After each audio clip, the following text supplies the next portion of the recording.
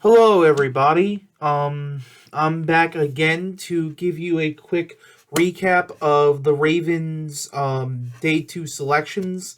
Ravens had two picks in this round.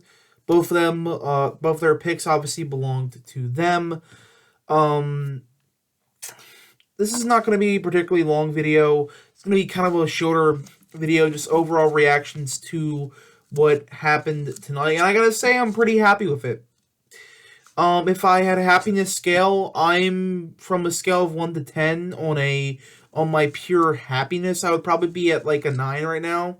I know I don't exactly sound like it. I'm pretty tired. I'm recording this video at 12:19 in the morning. Um, Recording this right before I go to bed to get myself ready for tomorrow. It's gonna be pretty active tomorrow. I'm gonna be doing the same thing for tomorrow's draft, recapping all of the 4th, 5th, and 6th round picks. And maybe we'll even add some potential UDFAs if they so happen to fall to the Ravens. Overall, like I mentioned, I'm pretty happy with the selections in the second round. The Ravens selected Michigan edge rusher David Ojabo.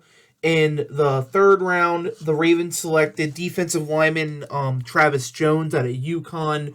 So let's talk about both of them real quick. Give me my overall reactions to the pick. Overall, this was a really great day today. This is a really great way to start basically the second half, the middle section of the Ravens drafts. Little surprised they didn't go with a corner, but the corners weren't exactly there yet.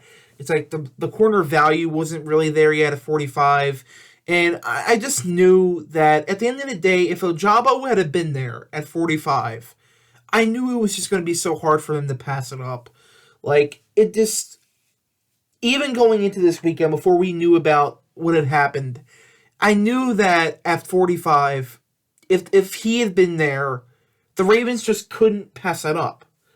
Because that's just not really what they do. They don't really pass up talents like this. And there's no doubt in my mind, if Ojabo hadn't hadn't gotten hurt in his pro day, there's no doubt in my mind he probably would have gone somewhere around top 15 picks. And the Ravens get him at 45. I think it's a really fun fit. He's got a lot more Ravens connections than you think of. Number one, he's best friends with Odafe Owe. Friend connection is there obviously there. The Michigan connection with Mike McDonald is obviously there. Obviously, Harbaugh has Michigan connections as well.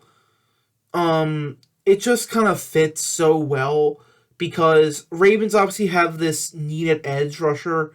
They whiffed on Zadarius Smith.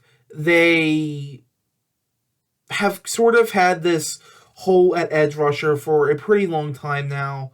You get Odafe Owe in last year's draft class, and now you pair him with David Ojabo. Going forward into back half of 2022 and beyond, you're going to have a deadly edge rushing group. And I understand why some people aren't particularly jumping up and down for the pick because it's not a pick for today. It's not a pick that's going to immediately affect them. Obviously, Ajabo's injury stinks, and he's not going to be able to give you immediate impact. But the value of a potential athletic freak of nature, two of them on the edge, is simply too much to pass up at pick 45. Again, I was a little bit worried. I thought he would go a little bit earlier. Ravens actually had a couple of picks they could have gone with. Obviously, I think George Pickens was obviously a very popular selection by Ravens fans. I think they want wide receiver. I get it, they want wide receiver, but sometimes you kind of have to just look at where you are and say, why is Ojabo still on the board? What are we doing here? Like, why are we not taking David Ojabo? So they took David Ojabo. Again, it's a little bit weird because of the ACL injury. We don't know when Ojabo is coming back. Um, Eric DaCosta has said tonight that he and the Ravens doctors have said that they could see Ojabo playing at some point this year, but obviously it's just so hard to predict with an ACL tear. I don't know when he's going to be playing for the Ravens. It might not be in 2022. What I'm noticing for the Ravens is that there's a trend here with this team is that they seem to be really loading up for 2023 and beyond with the picks of Kyle Hamilton, who right now doesn't particularly have a place that you can immediately start him with Chuck Clark still on the team. Tyler Linderbaum, who is obviously I think could immediately is going to be starting at center, but obviously he's a weird scheme fit because he doesn't particularly fit the Ravens scheme. But obviously we have to think about life beyond Greg Roman, and are they trying to get Greg Roman? Are they trying to push Greg Roman out? Because if that's true and you move to more of a West Coast system, well then guess what? Tyler Linderbaum's a perfect scheme fit. So I don't know about that. About the Ravens just throwing out everything they know and just moving to something more modern. I don't know. But it could happen. And then tonight with David Ojabo, you're not getting day one impact by him. With him, you gotta wait a little bit, but I'm willing to wait. I think the potential of him working out would outweigh the potential flaws of him not working out. And at pick 45, it's just insanely incredible value. I love the pick so much. That's an A+ pick for me. Travis Jones is the next pick I have to talk about. Picked in the third round, pick number 76 in the third round. He was a player I heavily mocked to the Ravens at 45. He was a player that always fell, that always kind of but always went before me in my mock drafts. I would always get pretty frustrated when he'd always go before me and pick 45, and they got him at 76. It's weird how the draft works, right? You can do a bajillion mock drafts you always miss out on a certain player. But, and then that certain player you always miss out on happens to be available a round later. But Travis Jones is a very versatile piece. He can play 5 tech. He can play nose tackle. He's probably going to be playing a lot more 5 tech than nose tackle. Obviously, the Ravens are pretty set at nose tackle right now with Michael Pierce here. Interesting to see just how much playing time he does get.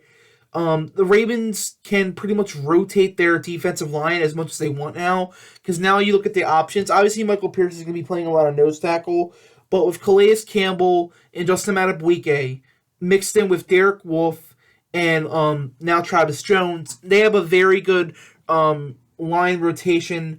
Obviously, I think that Calais Campbell and Derek Wolfe aren't going to be here forever, and I think Travis Jones and Justin Madubuike can step up in their places.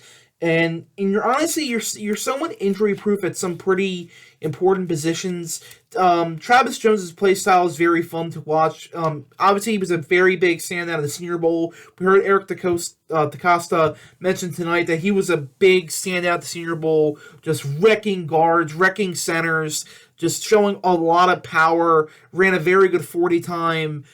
Very quick. Travis Jones had a better 3-cone than some edge rushers in this class. So I know 3-cones are anything and RAS scores and all this. It's not the end all be all, but it does take into account a lot of what athletically a player can do. Travis Jones was too damn good to be there. He literally fell for no reason. I have no idea why Travis Jones fell. The defensive line class is a little bit weird. I don't know why some of these players are falling.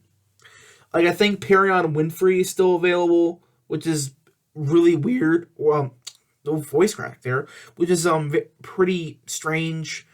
But Travis Jones isn't really much else to say about it. He's a fantastic, he's a really fun player to watch. Obviously, he's fantastic value. The value on these picks alone are just tremendous. The Ravens are having their normal Ravens drafts, man. They're getting really good value for their picks, and they're just sitting on the board, taking best player available, not worrying about needs. This is a full-blown BPA best player available draft. And I don't know if it's ever going to end for this draft for the Ravens. And obviously, we got a lot to do tomorrow. Got a lot of work to do. Got a lot of needs on the board. Corner, wide receiver, we need some needs. We're going to have some players we can get. I want to look at potentially getting another tackle. Potentially looking to get a guy, potentially look at linebacker. Linebackers kind of had a late run at the end of the third round with Tyndall and Chenal going to the Dolphins and to the Chiefs. But overall, it's been a great draft for the Ravens. I'm going to get this video out for you guys. Overall reactions, Ojabo adds a lot to this team. He's a demon off the edge at 6'5", around 230, 240 pounds. He moves so fluently for somebody so big. He's so new to football. He's only been playing sports for since his junior year of high school. He's coming to a great situation. Ravens have been able to develop edge rushers, going to a fantastic situation. This is one of the best picks they could have made tonight. This is tremendous value. And as for Travis Jones, incredibly versatile defensive lineman, fast, strong, heavy hands. Love those heavy hands. Just wrecking people down the Senior Bowl. Big time standout. Pretty versatile player, can play a nose, can play 5-tech, might even potentially move him around the line. There might be some plays where he does play nose tackle, or he does move the 3-tech. The Ravens can get pretty versatile with their players now, and going forward, if you get Bowser and you get Ojabo healthy, and now you have Odafe Owe, and you have Bowser and Ojabo fully healthy. This is potentially a killer of a defense. This is pretty fun. It's fun to be a Ravens fan on draft day. I think we can all agree on that. All right. It's pretty late out where I am. It's 12:31 in the morning. I gotta get this video out for you guys. Again, I will be coming out with a day 3 reaction. After that, I wanted to do a full Ravens pick by pick reactions to all their picks, and I think that's going to do it for me for tonight. So I'm gonna go get some sleep. I'm gonna wake up bright and early, get ready for tomorrow, and then we're just gonna take it from there. All right, guys. So if you like this video, obviously please like, subscribe, comment on it, leave me a comment, and I will see you guys next time.